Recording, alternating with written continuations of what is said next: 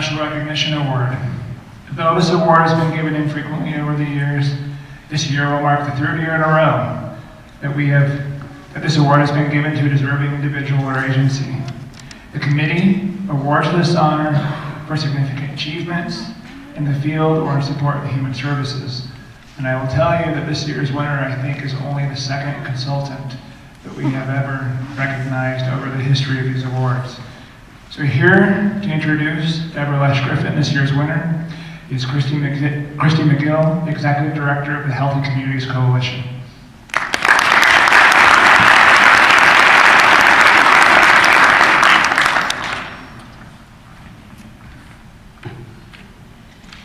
Good morning. Dr. Deborah Lesh Griffin, although she would never want to go by that, Deb, is an amazing person to work, live, and play next to. Because she's extremely multifaceted. She's one of the, you could know Deb for years and always be surprised about her. These kinds of facets really make her a sparkly person. And I'm just going to talk about a few of her facets today that really made a difference to probably many of us in this room. One is, this recognition is a long time coming. She has been tirelessly doing this work for probably over 3 decades. And part of the reason why it kind of goes unrecognized is that one of her best facets is that she is a supporter. She stands by the side of her husband, her kids, her community, and she makes them better. She empowers people to take things and to take issues and be able to take the next step with. And because of that, we're all better people when Deb comes into our lives. Her second facet is complexity. And I know this gives her fits sometimes. In a world of 30-second sound bites, she knows that the issues that we try to work with and try to solve today are complex. And she very patiently and very carefully unravels those complexities for us so that we can be successful. All the while cheering us on, telling us, we can do it, we can do it, we can do it.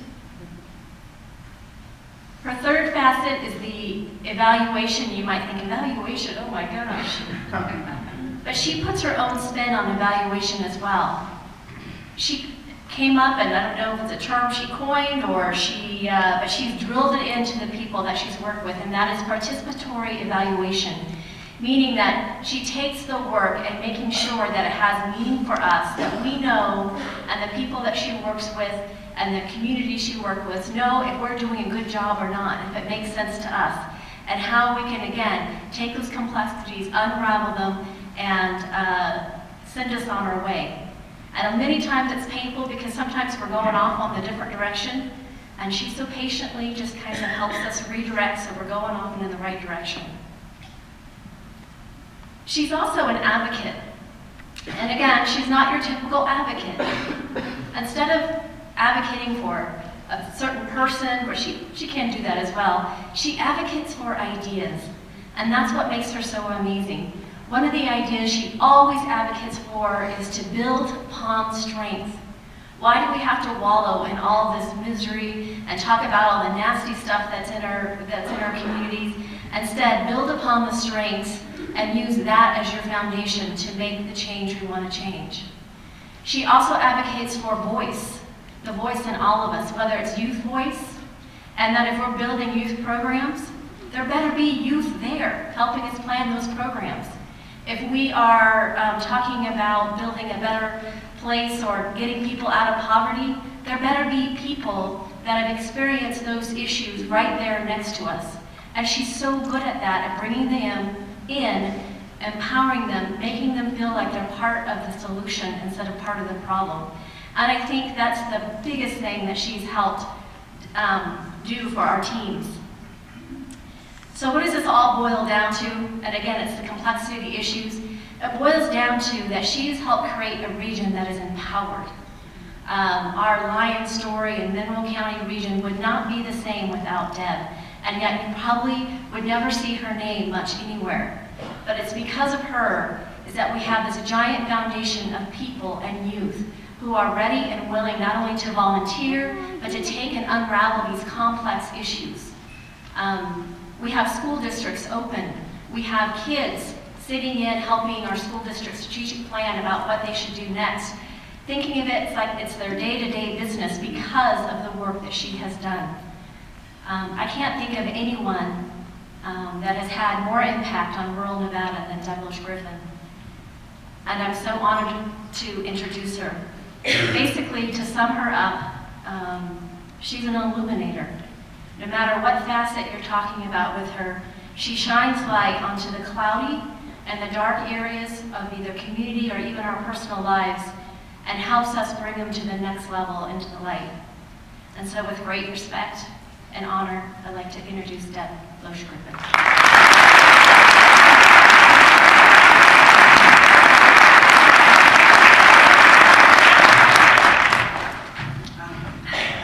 Thank you, Christy, and thank you, HSN. It's an honor to be here. I'm delighted, surprised, humbled to receive this kind of recognition from a group I've held in absolutely the highest regard over the years. I was told when I got the call for this award that it was 2 firsts. Now one's the second I hear, so that's good. First or second consultant to be recognized, and for me the first time to be recognized independently of my husband, Sean Griffin. And the hard part about that is I can't ask him to come up here and deliver the speech. So but as a consultant, you know, that label for me, I have to say I've resisted it for so many years because I just felt it didn't describe who I was and what I was here to do. And I guess I don't have a label for who I am. But that's okay, because last fall I ran into a colleague and he was sharing with me that the definition of consultant is, according to the 5th century French Latin version I read, it means to convene, to gather together, to deliberate, reflect, consider, and discuss. That's me.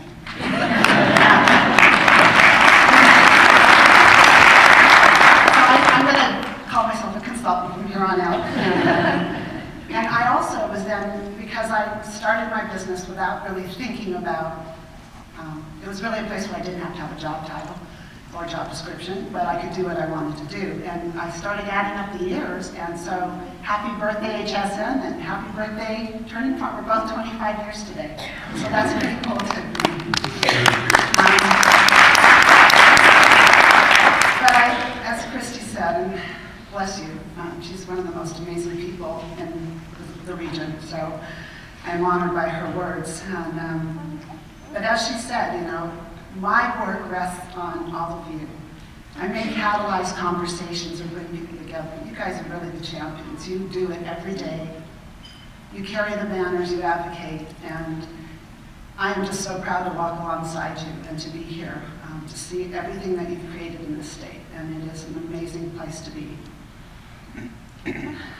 So I call it, you know, a place to connect and reflect. This is what HSN allows us to do, those hard conversations Eric referred to. I hope we keep those up and we continue to press ourselves and really stretch each other, because that's how we birth those ideas that we've been hearing about from all these wonderful agencies and people. I would like, because as I've heard from many of you, this doesn't happen alone. For me, my first ripple of my pond are sitting out there on these 3 tables. And I'm so deeply grateful to them for being there with me. My husband is my best friend and life partner. He's always my staunch supporter. I make him crazy with ideas, and he just keeps saying, go for it. And so this, he's also going to be my guardian and guide for a new adventure. We're going to bicycle across America for 2 months in the spring. So if you hear a scream coming out of Texas, that would be me. But I'm looking forward to it. There's always a new challenge, whether it's physical or spiritual or mental. My son, Cody, and his brother, Nevada, who isn't here, but Cody flew in from Seattle. The 2 of them truly were my inspiration for so many different events and different opportunities that with them, Rashawn Scott, another one of my soul daughters who made it here today, and so many young people, really, they were my teachers. And I learned to listen to them and let them lead the way. And I am just forever grateful that they're in my life and that they continue to want to spend time with me, even though I'm well past my youth years. And I'm just, Cody, thank you. My sister, my best friend, who's known me obviously as long as I'm alive, and she too is a physician and an independent practice. And so over the years, I think, especially the choices we made to stay independent, you know, we've shared the highs and lows, we hold each other up, we keep each other strong, sort of saying, maybe, you can tell I'm not good at this. I have many old friends and colleagues here. My first boss, John Janassi, when I moved to Nevada, and his wife, Kay, longtime friends. Ben and Karen Lesner, the reason I fell in love with the rural communities and live in Virginia City. Michelle Watkins, sister organization, sister. And then my university buddies, Rochelle Driscoll and Joanne Everts. I did have a short tenure at the university twice. I have wonderful friends who joined me in the service learning days and years, and I'm proud to say that continues on. When the university's taken up at Barbara Bush, Lori Martin, Paula Scott. All of them were pioneers. They were willing to join schools and communities together so young people could learn in a different way. Probably the thing I'm most proud of or just honored by is Community Chest. As a co-founder with my husband, to see it thriving and making the change it does today, you guys are my family, my place of work when I get lonely and isolated, and they've always welcomed me back, even though I'm no longer with them formally, and graciously accept my mentoring. I know they want to throw me on my ears sometimes, but thank you so much. And Kristen Miguel at the helm of Healthy Communities Coalition, that's, I feel like, my new family, new place of work, and a privilege to work alongside all of them for our rural communities. May I ask you guys to stand, because I'm not up here unless you're with me. So would you stand, please? All of you.